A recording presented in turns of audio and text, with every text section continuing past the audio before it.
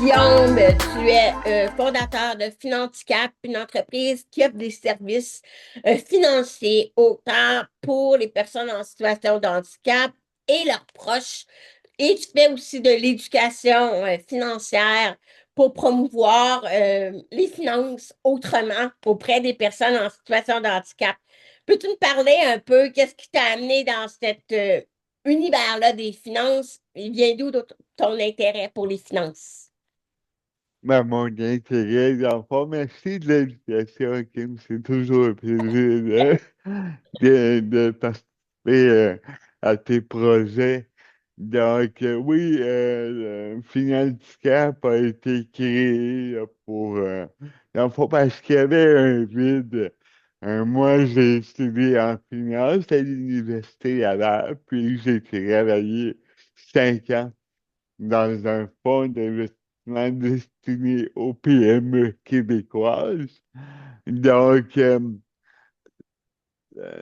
l'intérêt pour les finances, c'est plus un intérêt pour entreprendre. Euh, Dans le fond, pour trouver des leviers qui vont permettre des projets d'entrepreneuriat divers. Donc, mais personnellement, Finhandicap est né du besoin que je trouvais que les personnes handicapées, leurs parents, avaient accès à certaines mesures gouvernementales, mais euh, soit qu'ils ne les connaissaient pas ou il y avait besoin d'accompagnement. Parce que on a bien beau aller chercher sur Internet toutes les informations, mais on peut s'y perdre facilement. Donc, c'est vraiment par l'accompagnement que je me suis dit, oh, il y a quelque chose à faire là. Mais en plus, tu viens de dire quelque chose de super intéressant, le fait d'être spécialisé. Le handicap, on le mentionne pas, tu sais, le handicap, des services spécialisés, de dire le mot handicap, en plus finance, handicap, ça permet de rejoindre les personnes qui sont vraiment concernées, puis ça montre que vous connaissez vraiment que tu connais vraiment la réalité. Donc, c'est un cabinet financier pourrait offrir des conseils financiers, mais beaucoup ne sont pas sensibilisés à cette réalité-là. Donc, réalité-là. Donc, non seulement tu connaissais les bases, mais tu les as vraiment adaptées en fonction d'une clientèle qui avait vraiment des besoins spécifiques. Mhm. Exactement, parce que oui, les comptables et les conseillers financiers ont survolé euh, parfois certains concepts dans leur cours ou dans leur pratique, mais ne sont pas allés en profondeur là-dedans et n'ont pas non plus euh, fait de promotion particulière auprès de cette clientèle-là. Donc, il y avait un manque à ce niveau-là dans les années 2010, hein, parce que imagine-toi que tu es au Canada et au Québec, là, il y a plus de 120 programmes qui Ah, moi, existent. je Ah, savais c'est pas qu'il y en beaucoup. avait 120 pour moi dans ma Ah tête. oui, tout Il y avait en avait des comme 5. définitions et des objectifs différents. Donc, je me mets dans la peau d'une personne handicapée où son proche. C'est facile à en perdre son latin. On parle beaucoup aussi de difficultés financières pour les personnes en situation de handicap. Donc, c'est pour ça que les programmes existent pour les aider, donner un coup de main. Mais on parle aussi de beaucoup de coupures. Donc, les personnes en situation de handicap doivent non seulement, ou les proches doivent être au courant des aides qu'elles ont au moins pour donner un coup de main. Mais c'est intéressant de savoir aussi qu'il y a des stratégies qui peuvent être utilisées si une personne en situation de handicap a cette fibre-là d'entreprendre et de Ouais. créer son entreprise. Il va avoir certaines bases qui vont être celles qui sont la normale quand on crée une entreprise. On peut aller chercher du financement, mais c'est intéressant à quel point notre handicap peut être un avantage pour aller chercher d'autres sources de financement.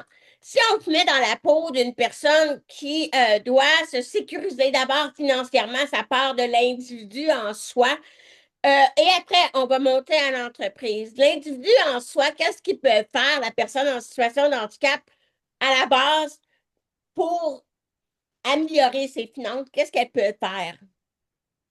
Ben, ça dépend de son niveau d'atteinte. D'accord? Donc, il y a deux genres d'atteinte, là, je te dirais. Il y a celles et ceux qui peuvent avoir un travail rémunéré, qui ont la capacité d'avoir un travail rémunéré. Pour elle, ben, la première étape, c'est de faire reconnaître son handicap ou ses incapacités par Revenu Canada et Revenu Québec. Au plan fiscal, au plan des impôts, il y a des programmes qui vont compenser le fait que vivre avec un handicap, qu'on soit entrepreneur ou non, ben, ça coûte plus cher que la moyenne de la population. Donc, au fédéral, premièrement, il y a je te dirais, la porte d'entrée, c'est le crédit d'impôt pour personnes handicapées. Ça, s'il y a un terme à retenir aujourd'hui, c'est le CIPH. C'est pas un virus, c'est pas une maladie, c'est vraiment la porte d'entrée pour une dizaine de programmes fédéraux. On parle d'un, d'un, d'un congé d'impôt d'environ 1 800 $ par année, mais on parle aussi de l'allocation pour enfants handicapés. On parle du régime enregistré d'épargne invalidité et dès juillet 2025, une nouveauté, ce crédit d'impôt-là, cette reconnaissance par Revenu Canada va nous donner accès à la prestation canadienne pour personnes handicapées. Ça, dans le fond, Kim, c'est un 200 $ par mois qui est accessible aux personnes qui ont le CPH âgées de 18 à 64 ans et qui sont à faible revenu, donc environ 35 000 $ et moins par année. Donc, pour faire la demande du CPH, ben, il faut que faut pas un diagnostic nécessairement. Il faut que les limitations dues à la déficience, qu'elles soient sensorielles, physiques, intellectuelles ou de santé mentale, soient reconnues par le médecin, par le formulaire T comme taxe, T2201. Donc, si vous questionnez par rapport à ça, sur notre site web, à finanscap.com, on a créé une section complète dédiée sur le CIPH. C'est justement la question que j'avais à te demander parce qu'on ne sait pas trouver ces informations-là.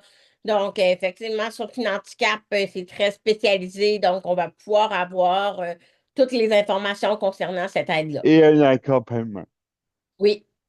Puis un accompagnement. Puis là, c'est ça, c'est l'individu. Donc, l'individu, une fois qu'il est allé Mais chercher. excuse-moi, donc, si, si l'individu ne travaille pas, là, il y a des programmes comme la solidarité sociale, revenu de base, ou la CNESST, les assurances privées. Donc, la base, dans le fond, pour un adulte handicapé, c'est s'il n'y a pas d'emploi, c'est de, de, de s'assurer qu'il y ait au moins la prestation là, qui va assurer un revenu minimal à chaque mois. Quand la personne montre des compétences entrepreneuriales, c'est pas tout le monde, mais il y en a qui ont, comme toi, qui ont le goût d'entreprendre, transmettre un message, bâtir une entreprise, s'entourer. Et là, il y a la possibilité de s'incorporer. Parce que dans le fond, tu disais que, en fait, les entreprises peuvent embaucher des personnes en situation de handicap. Mais j'ai l'impression que si la personne a un projet, comment je pourrais dire ça, un projet d'ambition très structuré, un bon modèle d'affaires, puis qu'elle décide de s'incorporer. Cette personne-là, en situation de handicap, pourrait demander une aide financière au même titre que si ça serait une entreprise qui l'embaucherait. Est-ce que je me trompe? Oui et non. Oui et non. Plusieurs de mes connaissances sont devenus travailleurs autonomes au départ. Donc, le travail autonome ne nécessite pas nécessairement de créer une compagnie qui nous verserait un salaire. Parce que créer une compagnie, Kim, tu le sais probablement, ça vient avec des coûts.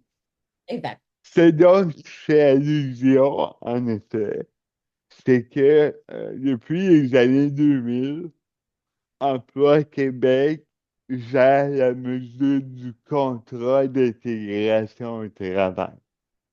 Alors, c'est quoi ça? C'est que au Québec, quand un employé, qu'il soit embauché par une entreprise ou qu'il soit embauché par notre propre entreprise, a droit à une subvention salariale qui dépend de son niveau de productivité. D'accord? Donc, dans le fond, la première étape, c'est de trouver un service spécialisé de main-d'œuvre sur Internet. C'est facile. Vous faites une recherche sur SEMO. Et ces organismes, sans but qui restent là, leur mandat, c'est d'évaluer la productivité de l'employé euh, et de demander la subvention correspondante à son manque de productivité. Alors, cette subvention-là, elle est versée directement à une compagnie, à une entité incorporée. Donc, depuis 2003, dans le fond, il y a eu un démêlé qui a amené Emploi Québec à rendre éligibles les compagnies qui étaient propriété de personnes handicapées. Donc, et celles-là peuvent, en versant un salaire à l'employé handicapé qui est aussi propriétaire, peut payer un manque de productivité. Mais il faut faire attention parce que le projet d'affaires doit être assez avancé. Il doit avoir des revenus Compétences, je peux pas. déjà dans la compagnie pour que, dans le fond, l'Emploi Québec va verser la subvention si la compagnie est capable, a assez de revenus pour payer le salaire de l'employé handicapé. C'est sûr, ça c'est certain. Mais dans le passé, c'était intéressant. Par contre, il y avait un programme qui a été fermé Dans les Oui, années passées, il y avait une aide pour les travailleurs autonomes qui était offerte pour les travailleurs autonomes en situation de handicap. Euh, je me rappelle plus du nom du programme, mais ça existait, ça a été fermé en ouais. 2024. En fait, c'est tout. Oui, ça fait pas longtemps que je fais à Québec. Je fais Oui, à c'est ça, Québec, exact. c'est gérer des fonds fédéraux qui venaient en aide pour la première année de lancement d'entreprise. Ce base-là a été fermé car la plupart des projets ne- n'aboutissaient pas ou ne créaient pas d'emploi à long terme. Et c'est dommage, c'est déplorable parce que il n'y a pas, à ma connaissance, de programme similaire qui est offert pour la clientèle spécifique des Ça personnes vient handicapées. à dire qu'il manque d'accompagnement, justement, pour soutenir les personnes qui ont le désir d'entreprendre et Ah, manque d'accompagnement pour qu'ils puissent être bien entourés. C'est pas tout le monde qui se rend jusqu'au bout, là. Ça demande beaucoup d'énergie, mais il faut s'entourer. ben, il manque d'accompagnement, oui et non. Parce que un entrepreneur, qu'il soit handicapé ou non, c'est un entrepreneur. Ouais. Et il y a d'autres incubateurs, d'autres mécanismes qui vont accompagner les entrepreneurs. Puis en même temps, si tu as une fibre entrepreneuriale et un projet, ben, faut, faut que tu sortes de chez vous. Faut que tu sortes de ta zone de confort. Faut que tu côtoies d'autres entrepreneurs, pas nécessairement les personnes handicapées, entrepreneurs. Donc, dès qu'il n'existe pas d'accompagnement, c'est pas vrai. Il y a des incubateurs un peu partout. Non, c'est vrai. Euh, En fait, c'est une question d'inclusion. Je pense plus le mot, c'est pas nécessairement qu'il n'existe pas d'accompagnement, mais c'est l'adaptation des accompagnements existants et favoriser l'inclusion. Donc, dans le fond, on parle beaucoup de diversité. Par exemple, pour les Autochtones, les diversités pour les personnes noires, les financements pour les programmes, mais c'est rare que on dit que c'est des programmes qui sont ouverts au mot handicap, aux personnes en situation de handicap. On ne montre pas qu'elles sont adaptées, mais ça ne veut pas dire qu'elles nous accueillent pas. Mais je pense que tantôt, on parlait de nommer les choses telles qu'elles sont. Donc, ouais. le fait de nommer, on accueille les personnes en situation de handicap pourrait attirer cette clientèle-là et les inclure dans ces programmes-là, en fait. Mais naturellement, c'est pas tout le monde qui va être capable de sortir de sa zone de confort pour y aller. Mais il faut. Si Mais l'entrepreneur n'est pas capable de sortir de sa zone de confort, exact, c'est sûr. ben oubliez ça, ça marchera pas. Donc, faut, non, mais des choses comme elles sont, c'est ça aussi. Il faut, comme entrepreneur, je pense, prendre des initiatives et s'imposer. Sinon, restons chez nous. Hein. C'est sûr. Mais tu sais, quand on parle aussi des banques, des accompagnateurs, es-tu d'accord? Ben, des incubateurs qui existent, es-tu d'accord pour dire qu'il manque encore beaucoup d'adaptation ou de compréhension de chacun des handicaps pour, je pense que tu avais déjà dit ça dans une entrevue, que, il faut être capable de s'arrêter pour écouter la personne, d'être plus patient pour l'accompagner, d'être ouvert Ouais, à, à adapter ses méthodes. Par exemple, une personne autiste, ben, elle ne va pas lire un contrat de 50 pages, il faut être capable de lui résumer en petite version. Donc, ça demande quand même une adaptation des programmes qui sont existants pour chacun des types d'handicap, qu'elle soit conscience. si la personne a bien vers elle aussi, pour pas qu'elle vive une mauvaise expérience. Ouais. Au début, ce que j'ai fait, il existe une mesure fiscale qui fait en sorte que quand on paye pour un accompagnement, pour une adaptation nous-mêmes, en vue de produire un revenu d'entreprise, elle est déductible d'impôt. D'accord? OK. Oui, ça existe. Donc, c'est pas parfait, mais au début, là, je payais un accompagnateur pour venir me faire dîner, puis pour m'amener sur la route, voir des clients. Ben, je le payais moi-même, mais à la fin de l'année, ben, j'avais ma déduction qui remboursait environ 36% de ces frais-là.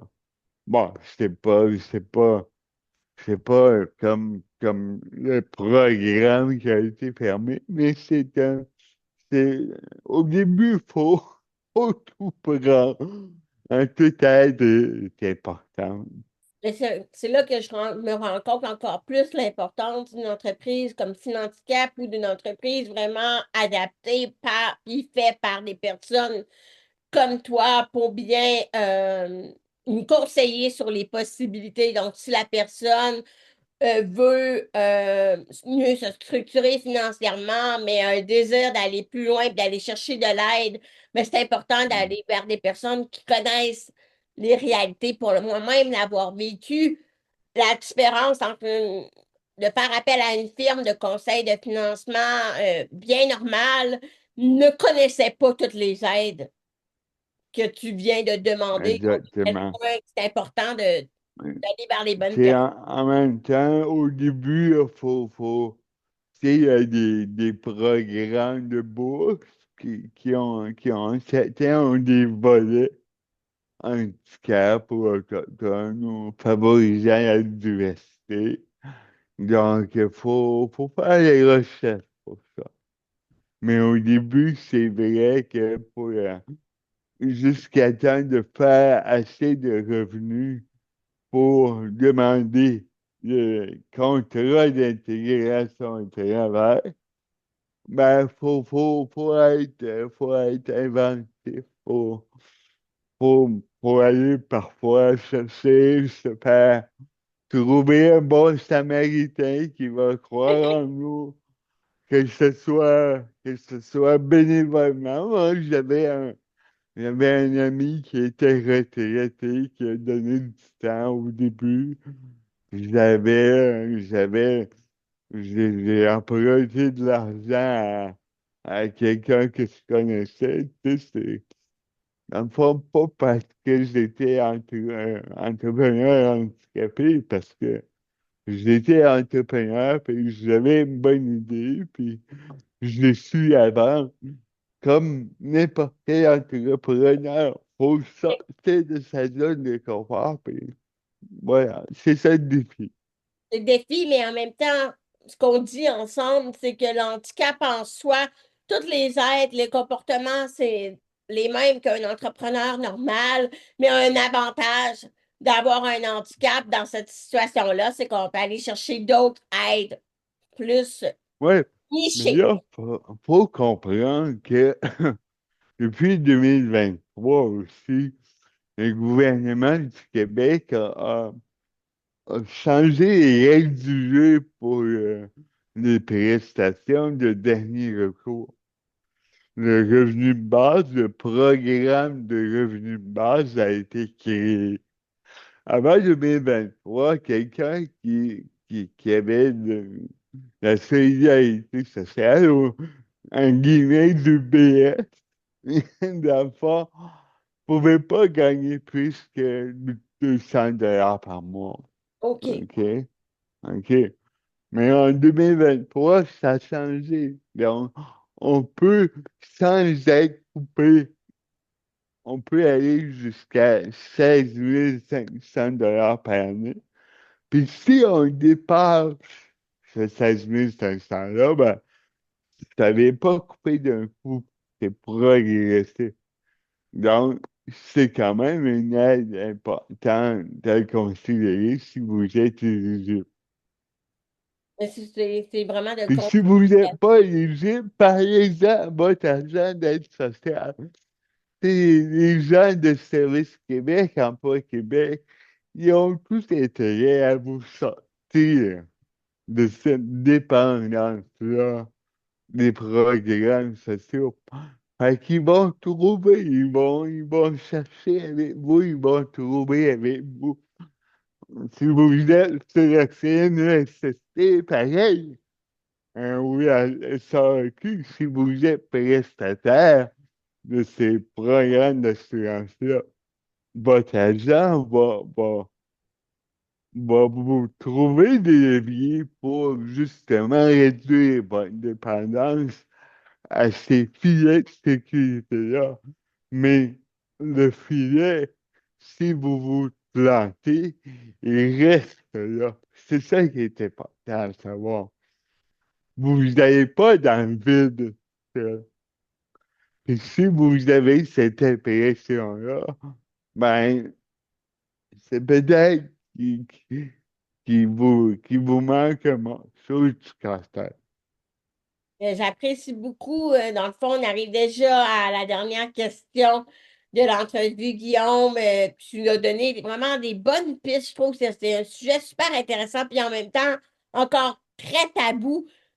Parce qu'il n'y a pas tant d'informations à ce sujet-là. Comme tu disais en entrevue plus tôt, tu disais que les gens ne savent pas trop où aller, puis ils vont chercher sur le web, mais c'est pas tout le monde qui va se rendre à toutes les possibilités qu'elles sont offertes si jamais ils ont une bonne idée d'affaires, puis un projet impactant, puis qui sont bien entourés. Mais c'est important de savoir que toutes ces aides-là existent. Et ma dernière question, ça serait quoi pour toi les meilleurs conseils que tu donnerais aux personnes en situation de handicap qui ont une fibre entrepreneuriale et qui veulent faire avancer leur projet, mais qui se sentent un peu bloqués par le manque d'argent? Si votre, si votre projet est bon, s'il répond à un besoin, si vous êtes capable de le mener à terme, attendez pas avant de sauter dans les opérations. Je veux dire par là que, ben, attendez pas le plan d'affaires parfait là, sur papier. Non, commencez à vendre. OK? Organisez-vous pour faire rentrer du cash rapidement et maintenez au minimum vos coûts fixes. OK? Au début, là, c'est l'oxygène qu'il faut pour justement démontrer aux prêteurs, qu'ils soient institutionnels ou privés, la viabilité de votre projet. Le fait que vous êtes capable de rembourser un prêt, puis gardez ça au minimum. Attendez pas. Attendez pas y avoir le plan d'affaires parfait. Go, aller parler à des clients potentiels le jour 1. C'est bon, parce que tu parlais de sortir de sa zone de confort, donc c'est d'aller vraiment dans de oser d'aller voir des gens, des accompagnateurs, des programmes de start-up, des programmes d'entrepreneurs, au moins de faire une première action pour aller présenter son projet. Non, même pas. Non. C'est vrai? Avant de perdre votre temps dans les programmes de start-up, essayez de trouver des clients. Ah, ben oui, oui, oui, oui, OK? oui. C'est dans ce Des sens-là que clients potentiels. OK? Perdez pas un an sur votre plan d'affaires. je me suis juste mal exprimée, mais je C'est pense qu'on dit correct. la même chose. C'est correct. Merci. Merci, Guillaume. C'est toujours un plaisir d'échanger avec toi. Tu as tellement une niche Un positionnement très précis, puis Financecap devrait être connu. En tout cas, je ne sais pas si vous êtes connu de toutes les personnes en situation de handicap, ben pour moi, c'est comme une référence incontournable parce que je connais pas d'autres entreprises qui sont faites par une personne en situation de handicap et qui connaît autant bien le sujet que toi. Merci, Kim. Plaisir.